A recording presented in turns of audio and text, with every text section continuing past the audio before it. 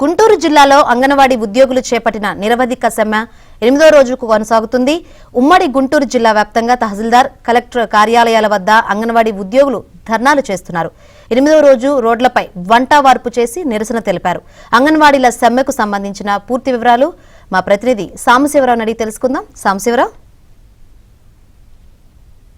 చేస్తున్న సమ్మె 8వ రోజుకు చేరుకుంది. గత వారం రోజులుగా తమ సమస్యలు పరిష్కరించాలంటూ కూడా అంగన్వాడీ ఉద్యోగస్తులు చేస్తున్న శాంతియుత సమ్మెకు ప్రభుత్వం నుంచి ఎలాంటి స్పందన రాకపోగా తిరిగి సచివాలయ ఉద్యోగులతోనూ, వాలంటీర్లతోనూ, వీఆర్ఓలతోనూ తమ అంగన్వాడీ కేంద్రాలను తాళాలు పగలగొట్టి బలవంతంగా వాటిని ఆక్రమించే ప్రయత్నం అయితే చేస్తున్నారు. వీటిని చాలాసార్లు అంగన్వాడీ ఉద్యోగులతో పాటు స్థానికంగా ఉన్న గ్రామస్తులు కూడా అంగన్వాడీ ఉద్యోగస్తులకు సపోర్టుగా అంగన్వాడీ కేంద్రాల ఆక్రమణను కూడా అడ్డుకునే ప్రయత్నం చేస్తున్నారు. ప్రస్తుతం 8వ రోజు గుంటూరు జిల్లాలో 8వ రోజు గుంటూరు జిల్లా కలెక్టర్ కార్యాలయం వద్ద గత 7 రోజులుగా ఇక్కడ అంగన్వాడీ ఉద్యోగులు శాంతియుతంగా నిరసన సమ్మె చేస్తున్నారు. తాజాగా 8వ రోజు వంట వార్పు పేరుతో కూడా ఒక నిరసన కార్యక్రమం చేస్తున్నారు. ఇక్కడే వంటలు చేసుకొని ఇక్కడే భోజనం చేసి ఇక్కడే ఉండే విధంగా కూడా వాళ్ళు నిరసన చేస్తూ ఉన్నారు. తాము ఎలాంటి గొంతెమ్మ కోరికలు కోరటం లేదు, వైసీపీ ఎన్నికల ప్రచారాలు ఇచ్చిన హామీలను మాత్రమే తాము అడుగుతున్నామని కూడా చెప్తున్నారు. ప్రస్తుతం 8వ రోజు సమ్మెలో ఉన్న అంగన్వాడీ ఉద్యోగులు మనతో ఉన్నారు. మేడం, చెప్పండి, ఏంటి ఇప్పుడు వారం రోజులుగా మీరు సమ్మె చేస్తున్నారు, ప్రభుత్వం నుంచి స్పందన లేకపోగా బలవంతంగా అంగన్వాడీ కేంద్రాలు ఆధీనంలో తీసుకునే ప్రయత్నం చేస్తున్నారు, ఏం చేస్తున్నారు? ఈరోజు మేము 8 రోజులుగా స్ట్రైక్ చేస్తూ ఉన్నాము. 8వ రోజుకు మా స్ట్రైక్ చేరింది.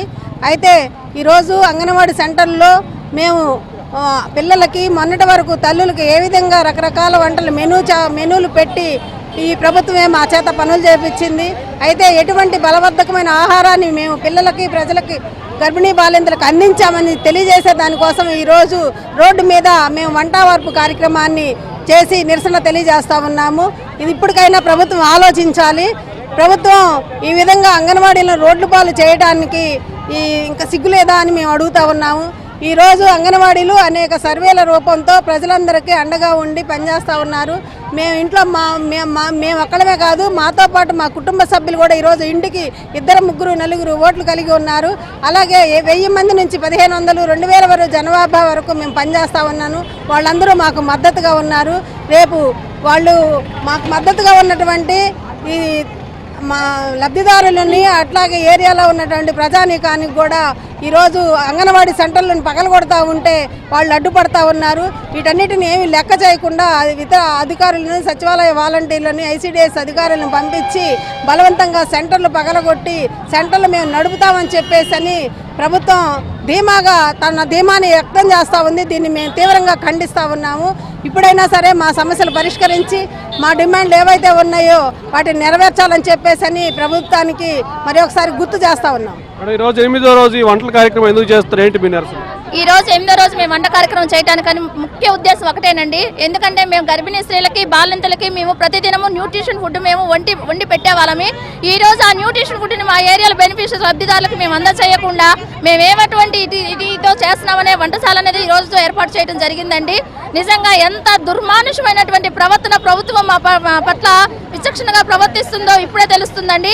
కనీసం మా యొక్క డిమాండ్లని నెరవేర్చకపోగా మా మీద మేమేంటో మరి దొంగల కింద, దోషుల కింద మమ్మల్ని నిరూపించుకొని అంగన్వాడీ కేంద్రాల తాళాలు పగలగొట్టడం అనేది చాలా అంటే చాలా దారుణమైన విషయం అండి. నిజంగా మరి రేపు మున్సిపాలిటీ వాళ్ళు సమ్మె నిర్వహిస్తూ ఉన్నారు. మరి ఆ యొక్క మున్సిపాలిటీ యొక్క డ్యూటీలని ఏ ఒక్క సెక్రటరీకి అప్పచెప్తారనేది నేను ఈ రోజు ప్రభుత్వాన్ని క్వశ్చన్ చేస్తూ ఉన్నాను.